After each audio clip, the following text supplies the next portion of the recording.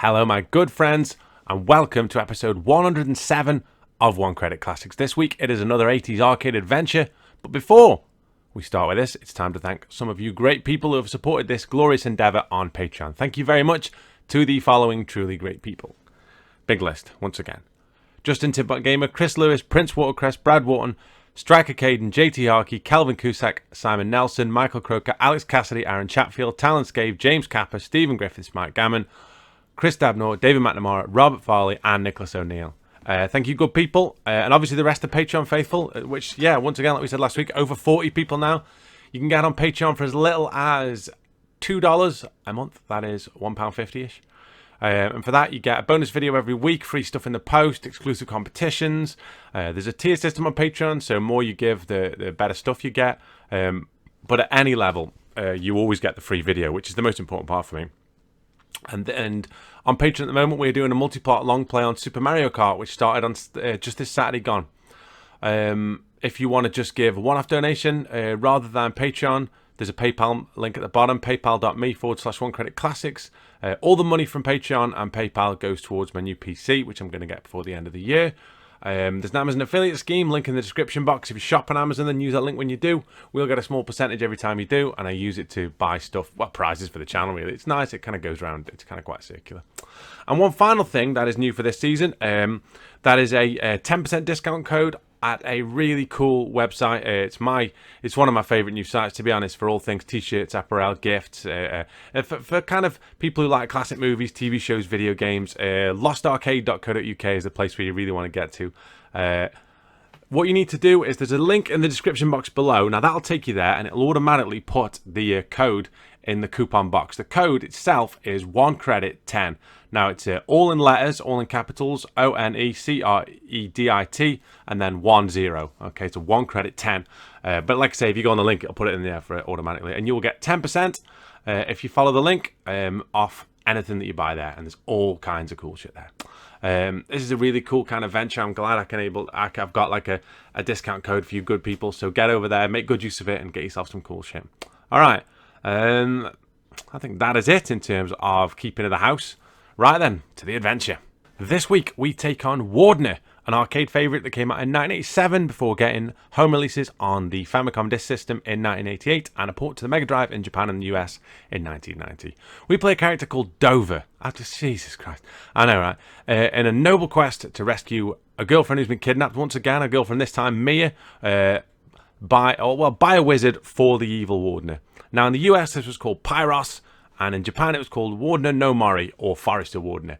It's made by Toaplan, and it's published by Taito. And if you remember our Snow Brothers clear that we did many moons ago, you'll pick up on several kind of similarities in terms of sound effects and the like. Like there's a lot of the palette that's quite clearly borrowed from it. It's cool.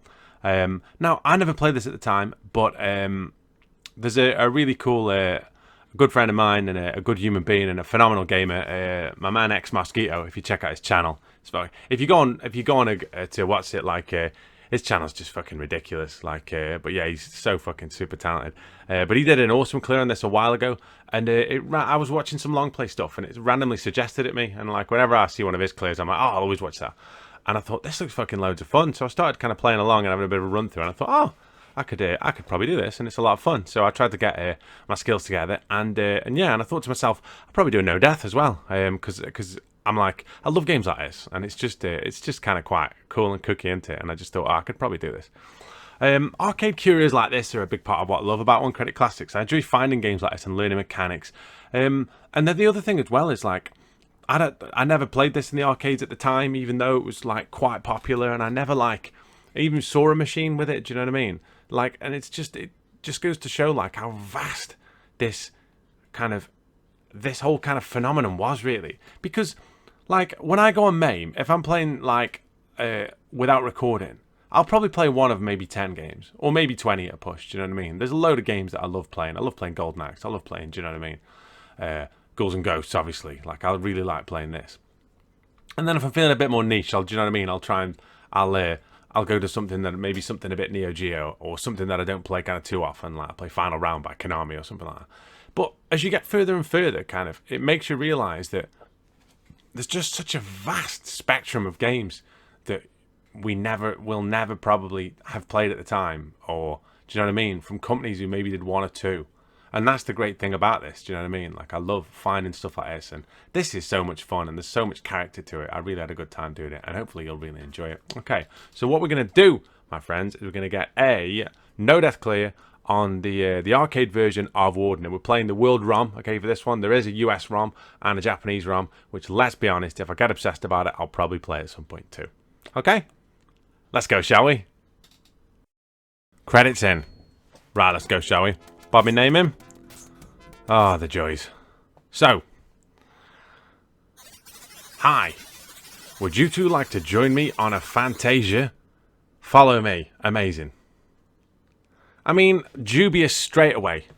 But go on. Aha. Poor little creatures. I shall change the girl into a crystal ball and present her to Mr. Wardner. Savage. Gone Dover. So you can see, bottom left hand corner, I've got 2 lives. Next to that, you can see what magic I've currently got. I've got the fireball magic, and it is at level 1 of 8.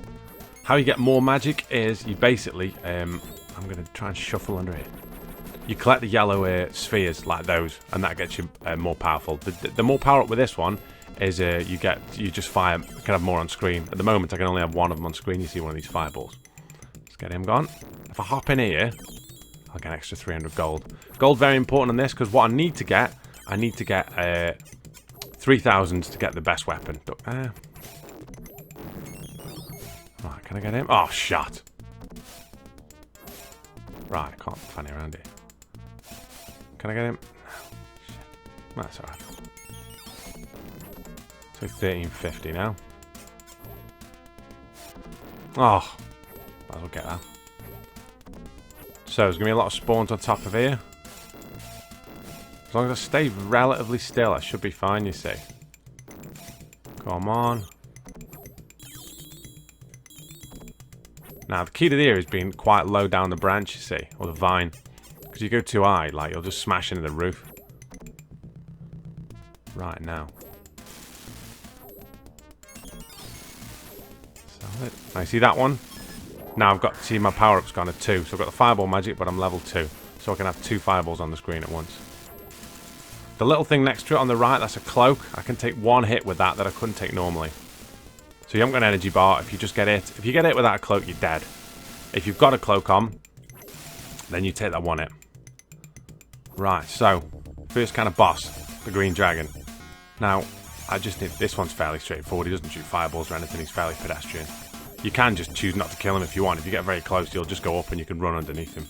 Might as well kill him. So let's have a look. We want that thing, and what I've got there is the needle and thread, which means, bad thing, I meant the solar sword.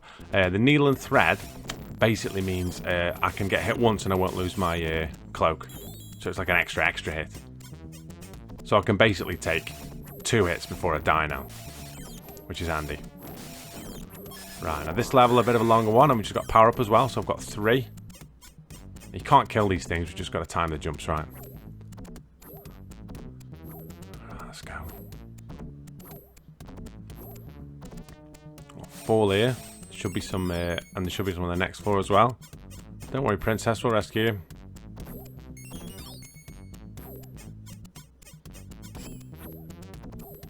Now, a central gameplay narrative of Wardner now is this. Is dodging shit like this. Oh, fuck off. You can't make this shit up sometimes, can you? Look at that. So I've got 3, so I'm alright now, you see. As long as I've got, I want to get another needle and thread, and I want to get another thingy as well. I want to get the solar sword on the next bit, so I really need to just make sure I don't fuck up here. Come on. So you best, there you go. So you wait when they're down, you see. And you can get through, okay. Come on, Dover. Right, gotta be careful here.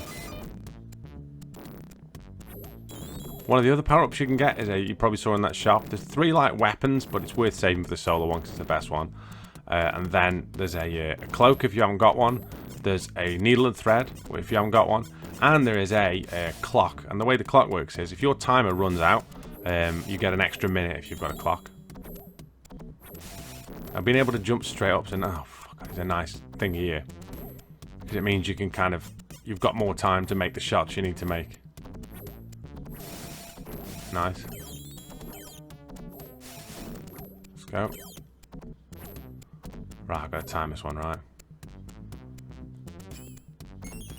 Now here's a tip, right? You need to get past that. Don't jump, because obviously you'll get that and then go catapult it straight into that thing. Might as well go this way. As you can see from down there at the bottom, there's some more of those rotating spike wheel things.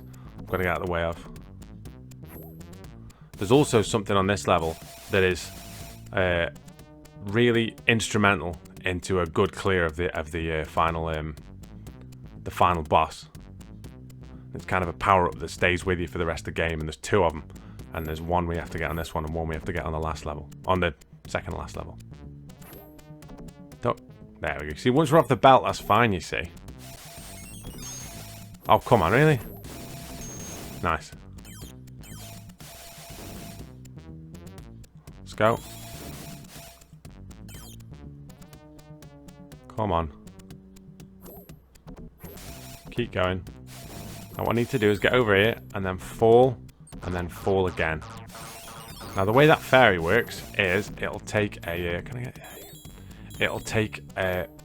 takes enemies out if it touches him. It's very powerful. What I'm going to try and do is line him up to kill this. So, oh fuck, have I gone too far? Oh shit. Right, I can do this. I've just got to fucking be careful. There you go. Just got to jump that fireball and he's alright. Jesus Christ. Princess, turns out you're on heroin. Right, we're back. Into the shop and out of the level. Right, so solar sword. Get that. And we'll get gone. Now the solar sword. Very powerful. These are a lot like the ones you get in Ghouls and Ghosts a little bit. Like the very similar to the ones you get in Ghouls and Ghosts, to be honest with you. So what I need to do is make sure I get this clear.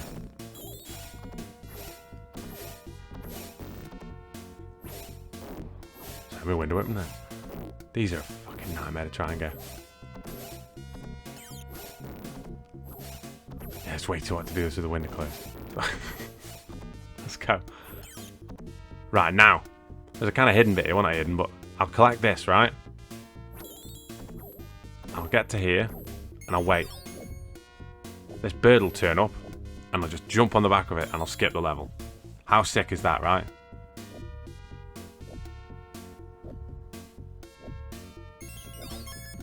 And I'll get money, and I'll get a level power-up as well for my weapon, so I'm level 4 now with that, with the solar sword. And look how considerate he is as well, watch this. Straight down on the end.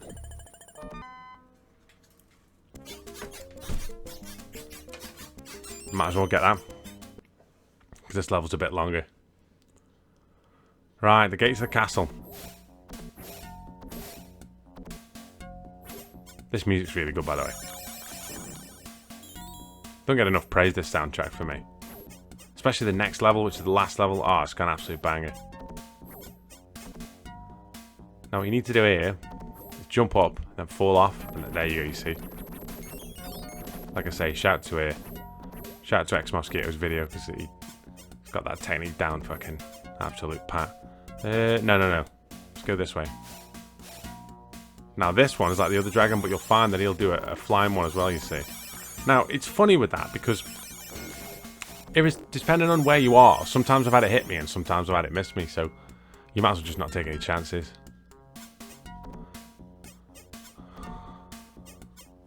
Right. Take this idiot out.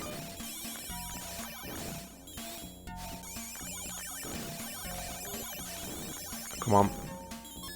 Nice. Bloody hell. Short-lived power up that, so we've gone 4 to 6. Now don't go up there. We're going to go back and round.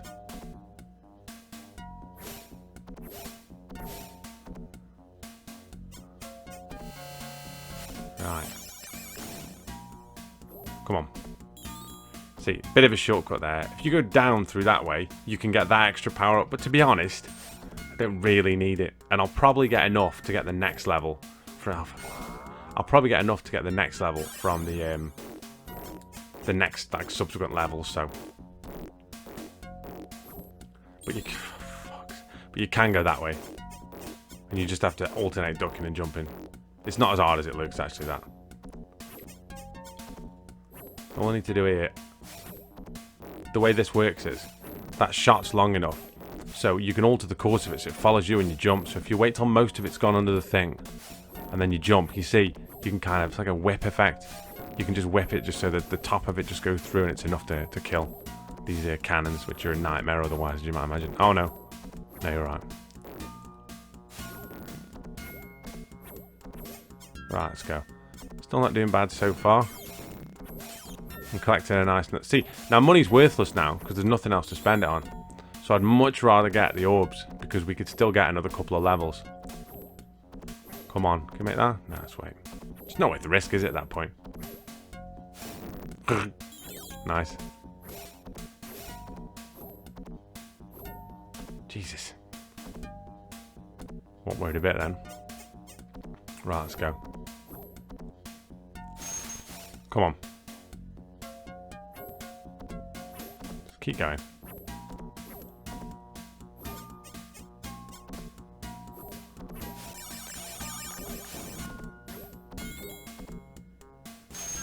Right, now what you need to do, as I've done there, is shoot those eggs when they're on kind of the downward arc. And if you do that, then they go below your jump line. Come on. Now this bit's quite hard.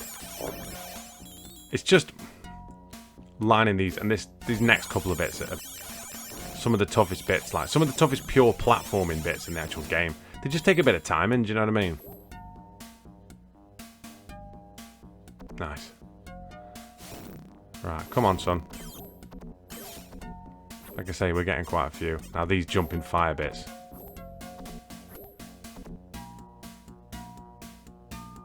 Come on. There's 3 on here, so we got to count 1, 2, 3, go. There you go. Time this one right. Come on. Oh, I mean, you got to make sure this is spot on as well. It's very easy to overshoot this and jump straight in the fucking lava there. Keep going. Right, same again. 3. 1, 2, 3. Come on. Oh shit. Fuck. See, my time has gone as well, so I've replaced the time. This is still doable though. I just need to walk here, get to the giant plectrum and wait. He'll take a couple of hits and then I can back up and zap him. Oh, that's not bad actually.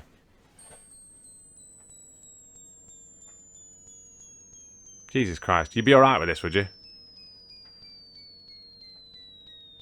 Dead. Right. Absolute banger this level, by the way.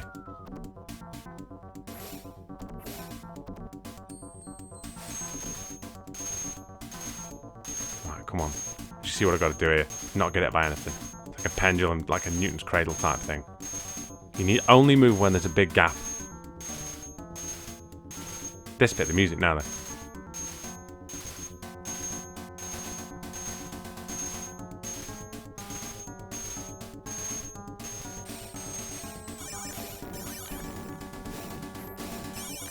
I know, right? What a fucking tune that is.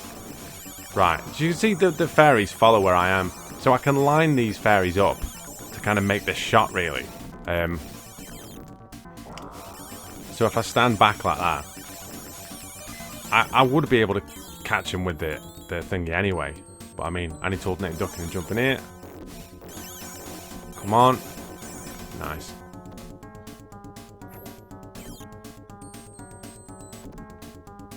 Right, stay like this. You see why you need those fairies now? Like, imagine trying to do this legit. It'd be fucking solid. Oh, nice, another level. That's probably as high as we'll get now. Another one of these.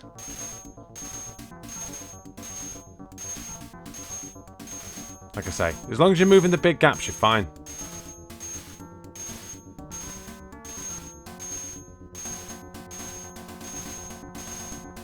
Fucking hell, that was close. What have I got? I've still got a cape, so I'm not too bad. I can take one hit. I'd fucking rather not take any, to be honest with you. Let's wine. Let's wine these up. Line them up too. Fucking that's quite a lot. See why these fairies are so handy now. Nice. So powerful they are. Right, let's go. Keep that jumping ducking. See, piece of cake in. To the middle. You can see how good that laser is now. Just absolutely fucking ploughing people. See, if you had luck and you had all yellow spheres, there'd be a chance you could get the next power up. But this is, to be fair, they're all very similar. Like it's a longer weapon in it, so, and it does a bit more damage. But I'm alright with this. Right, onwards into the final bit. You did a great job to reach here. I'm Wardner. You can't beat me. Well, I'll stand here for one. And I've beat you. Okay, now what I need to do is walk to the chair, jump, and then wait. You see the way I've positioned the fairies? That's all that matters. Don't think this is it. I'll show you my real form. Dead. And that, my friends, is Wardner No Death. What a lot of fun that was, right? Not the tidiest clear. What do we get it twice or something? Fairly like avoidable mistakes, but still. Head bonus. Nice. Gold bonus. 882,620. Now there's loads of points where you get extra lives and bonus points and more money. But I'm happy with that. That's not a bad score at all, is it? And that, my good friends, is Wardner. What a shitload of fun this was. Do you know what I mean? I love games like this, and I'm really thankful to, like I say, the fantastic Ex Mosquito. Check his channel out; it's incredible. I had a good chat with him on Facebook as well, and he's like of a similar age to me. Do you know what I mean? And we just both kind of obviously reminisce about the fact that arcades at the time when they came out were the absolute shit. Do you know what I mean? And now all you've got is like soulless kind of halls full of fruit machines, 2p machines, and ticket machines to win a lot of nonsense. Whereas back then, do you know what I mean? But that's the thing. This comes out 87. This could easily have found its way to like, and it didn't near me, but I wouldn't have been surprised to find this in like a chippy, do you know what I mean? Or like a bus station or a cafe or a video rental shop or anything like that, really. Because that was the magic of arcades for me then. Like, there were a lot of dedicated arcades around. There was a really good one in Longton, which is near me. Do you know what I mean? Hanley, there was a lot of arcades in Hanley. But also in Hanley, like the shop where I live, like I live in Hanley myself, but like near the town centre of Hanley, there was a lot of dedicated like cabinets in like computer shops. Because there was an arcade with about, like in terms of a shopping arcade, not an amusement arcade. There was a shopping arcade with about 3 or 4 computer shops in it. Do you know what I mean? It was the 80s. It was like it was everywhere, wasn't it? But yeah, I remember like they did. I mean, you had a computer shop, and then you had like a comic book fantasy shop, which was Fancy World, which is now Forbidden Planet, which obviously are massive. Do you know what I mean? And they yeah, I remember they had a Double Dragon machine at one point and all kinds of stuff. And that's the joy of for me, the joy of this channel, but also the joy of kind of that whole arcade scene, really. And like, as every day kind of goes on and we all get a bit older, do you know what I mean? And we look at different things that we used to kind of do, and everybody must, like, if your childhood was fairly regular, do you know what I mean, and nothing like horrific happened to you, like, you've got nothing to compare it to, do you know what I mean? Like, you can't say like, oh, another childhood was better, because that wasn't the feelings that you had when you were kind of going through it. Do you know what I mean? Like, you can't kind of see that. You can only say, oh, well, that isn't very good from your eyes, like, do you know what I mean, from the perspective that you've got.